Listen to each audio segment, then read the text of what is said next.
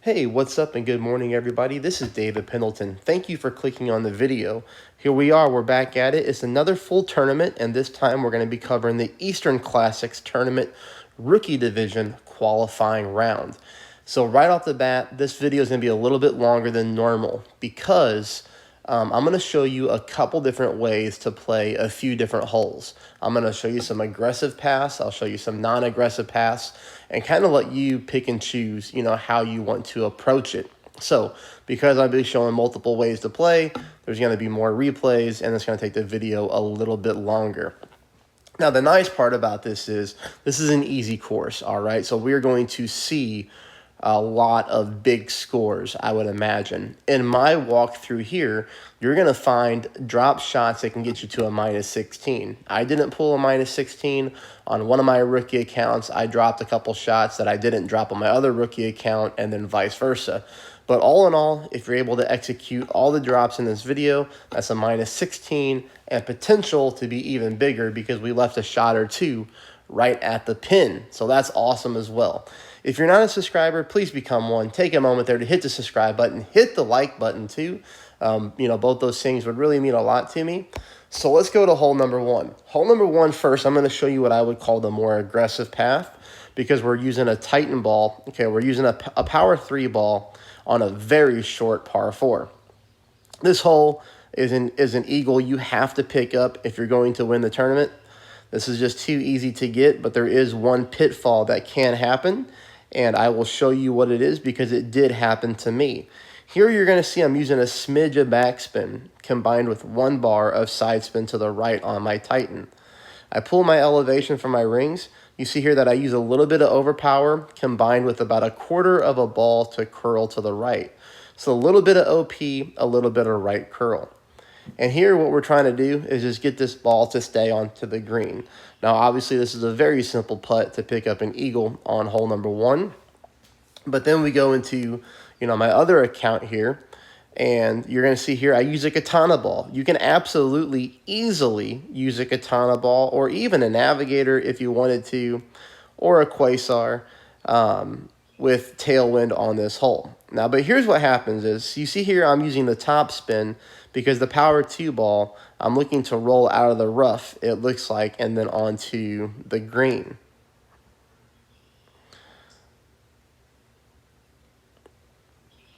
Here we go ahead and we pull the elevation again, but you're going to see the difference on this shot and what can happen. A little bit of curl with no overpower this time. No overpower because I'm using top spin. I decided to go with a smidge of backspin on the other account based off of this shot and what happened. Now, you see that we're on the green here. The bad part about this is that is a maximum distance putt. So, yeah, I was all the way pulled down on my trigger there, and I missed the putt. Hit a great shot, and it didn't go in. It was max distance, and it was a very hard time getting the ball aligned into the hole. Okay, that's going to bring us on to hole number 2. Hole number 2 is a pretty easy par 5, but I do recommend that you go with the big topper for the top spin. And then the second club, you need to either bring a Horizon, okay, or you need to bring your big dog. We just want something that's going to have power and top spin, but the Horizon is absolutely always been the best option on this hole for shot number 2. But here on the drive, you're going to see that we have no problems driving this ball down the fairway, getting it to roll, and it comes in really nicely. Now, shot number 2 is going to be looking like this. This is a full top spin shot combined with as much side spin to the right as you can do. But we want the top spin over anything. So we go with as much top as we can, as much right.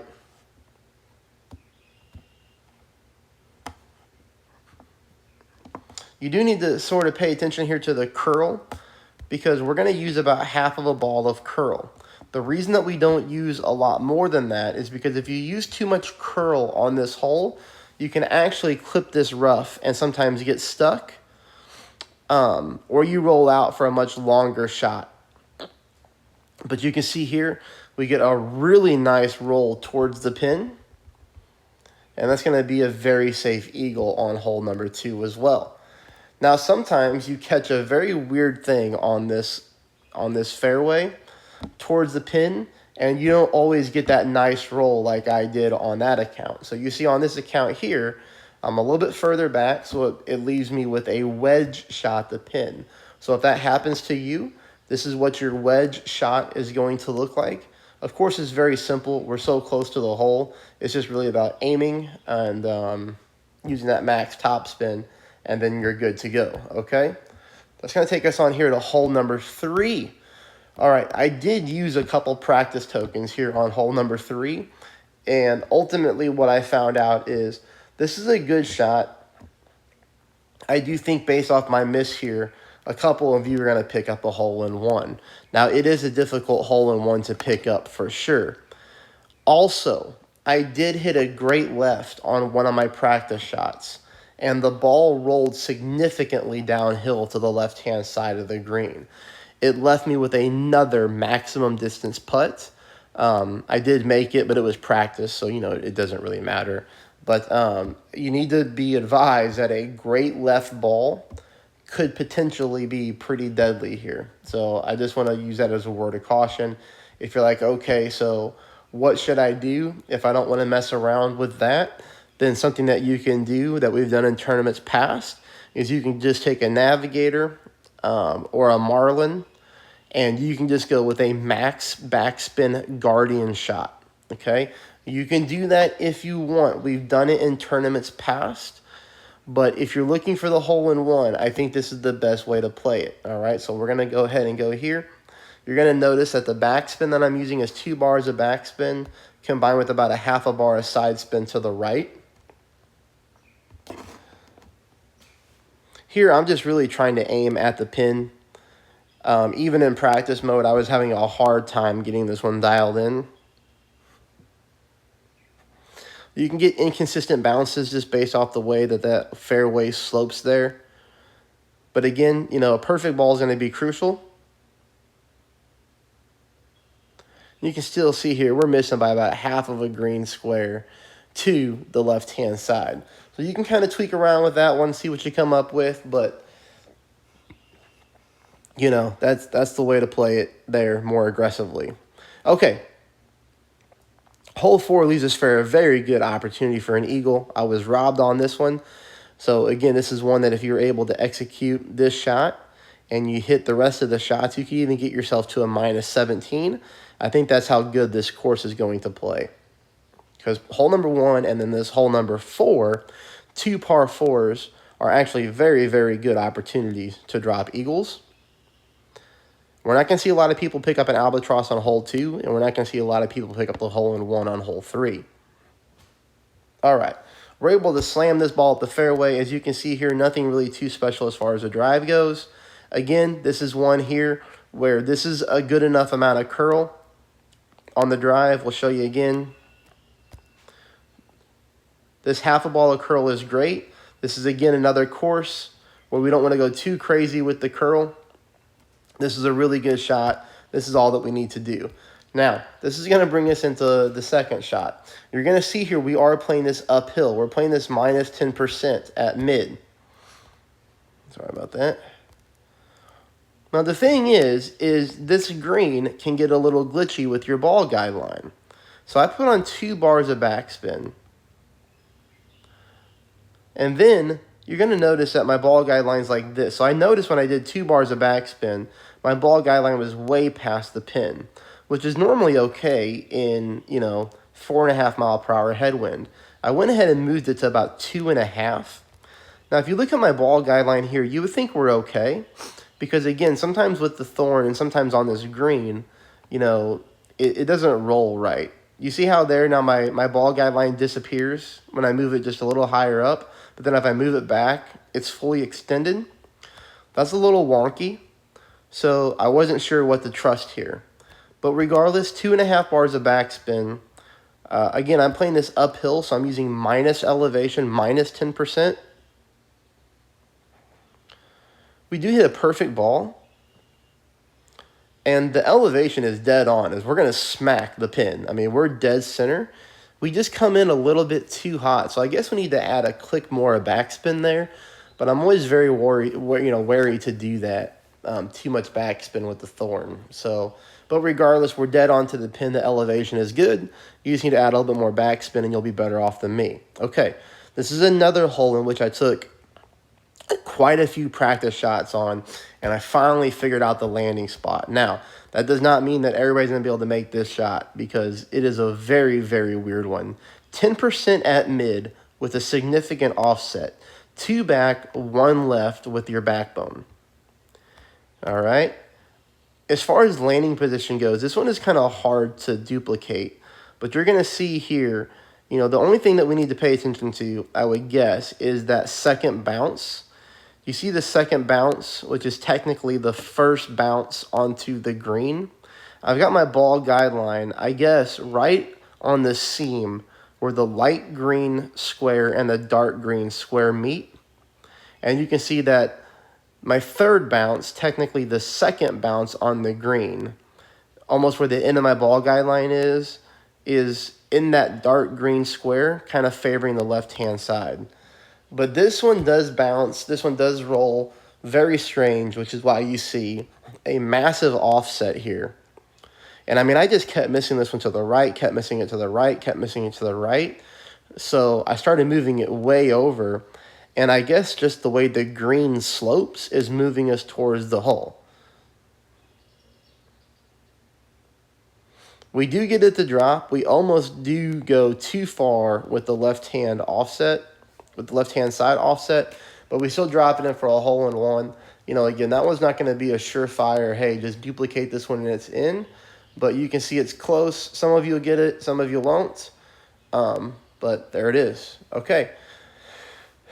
This is the one that I'm really upset about, because in my walkthroughs, I always play this hole in crosswind or tailwind. I always go aggressive. I think it's the best way to play it, for sure. So I'm going to show you this way, then I'm going to show you another way. And I'm going to show you what happens if you go the other way and you mess up, because I did. But regardless, I love this shot, okay? All we're trying to do is hit that little bitty strip of fairway and bounce onto that fairway way up there. We make our elevation pull. We do not push up to max. All we do here is about half a ball of overpower, half a ball of curl to the right. Now, I need to stop this right here.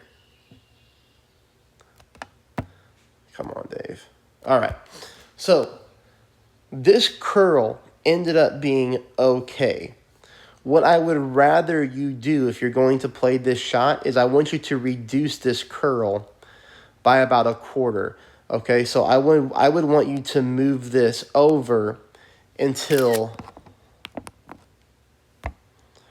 this part of your ball, like the edge of your ball, I would rather have that against the edge of the target. Does that make sense? So we would want to move this over here, just like that. And the reason that I say that is because you'll see what happens here. Again, ultimately, I'm good, but it was too much curl. See, we almost clipped the rough. We hit that rough and roll out. We don't need that much curl. We could have just done less curl and probably even gotten further up the fairway.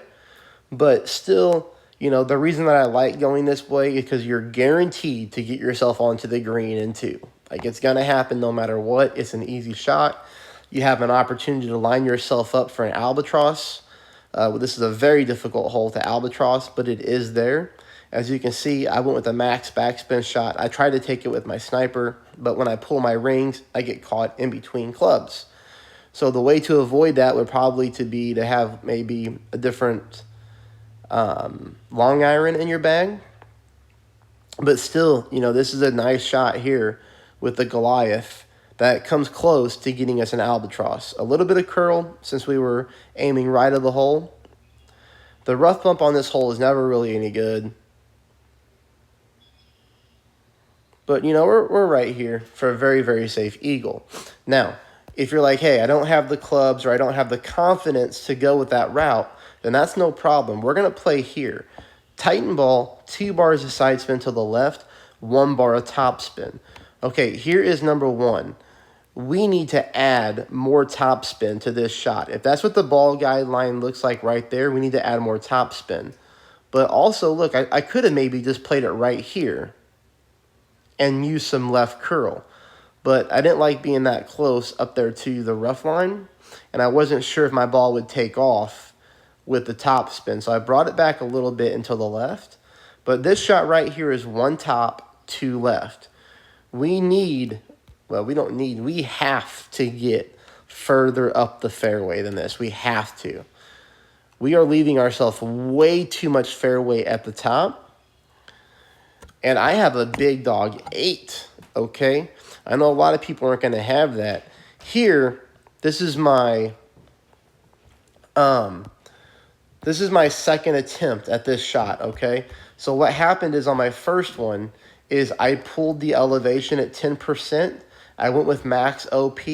I hit the rocks and bounced backwards into the water, or out of bounds, it said. So here you see I didn't pull my rings at all. I went with max OP. I hit a perfect shot. We're able to get the ball up here, but we get stuck in the rough. Now, thank goodness this is right next to the hole, so that's a very easy chip in. As well, I mean, as long as you hit perfect. But I did. I saved it for a birdie, but I don't like that other path. I really don't. I think it's pretty dangerous. I think it leads to a lot of trouble. So I'll let you pick which way you want to go, but if you go path number 2, you really need to get further up that fairway to make that a much easier max backspin big dog shot. All right, next hole here.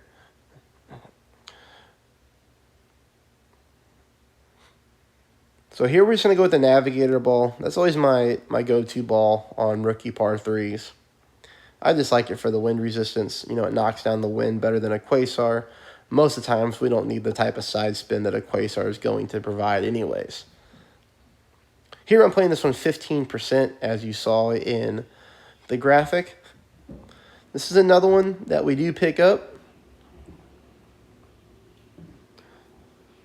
for a hole 1. Ball's coming a little bit hot, you know, but regardless, we still drop that one into the hole. Oh, goodness, we can take a look at kind of the setup here again. 15% at mid, about 1.7 back, 1 left. Just kind of take note of the bounces.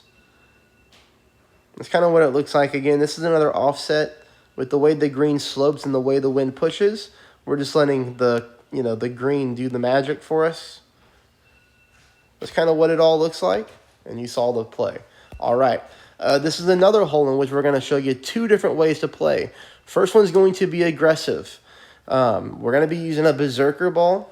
Okay, so a free-to-play Power 5 ball. Always make sure you get that hard edition golden shot down so we have these balls.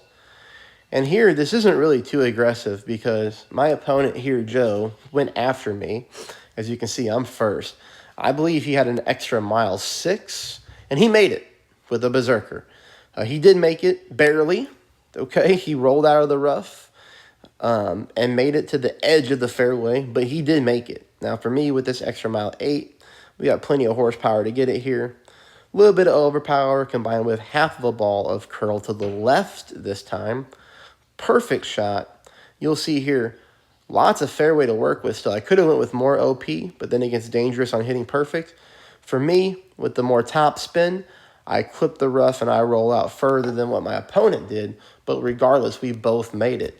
Now here, I play this one 20% at mid, using as much top spin as I can, combined with as much side spin to the left. Ball guideline going dead center of the cup and through the pin.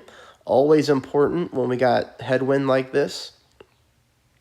Again, 20% at mid is what I played this. Very, very fortunate here. I do hit a great shot, which is normally okay with an Embringer, but at this distance, I thought for sure I was going to miss it, but I get lucky and I catch the side of the cup here, and I am in for an eagle. Now, if you're like, yeah, I don't know about that, I don't want to go with that shot, there has always been a very nice rough bump opportunity for the eagle. Obviously a harder shot to execute, though. We're going to take our quarterback with 4 bars of backspin And, I always thought there was a sticky spot right here on this fairway, but either they fixed it or my memory is just bad. But I thought there was a sticky spot there. I couldn't find it, so maybe the game fixed it. But regardless here, we're just pulling our elevation with a quarterback. It's a very easy drive. All we're trying to do is get in this zone, leaving us for a sniper, rough bump. I play at 20% at mid. You can see that I'm definitely not at maximum distance. Here, I'm just trying to line it up. And you're going to see what I settle on.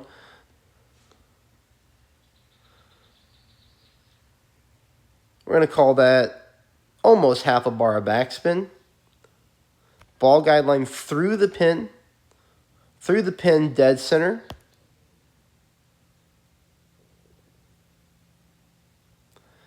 This is a situation here. We hit a perfect ball, and we just leave this one on the edge of the cup. Again, so we might just want to add a very, very, very smidge of left side spin, or even better, offset to the left-hand side of the cup and get that ball to drop. Taking us onto the very last hole, hole number 9. Pretty easy par 5, probably the easiest par 5 in this tournament to pick up the eagle on. Use a Titan here with direct tailwind, full top, full left. Obviously, we're going to be using some left curl to make sure we don't roll into the rough. Perfect ball, and we're good to go.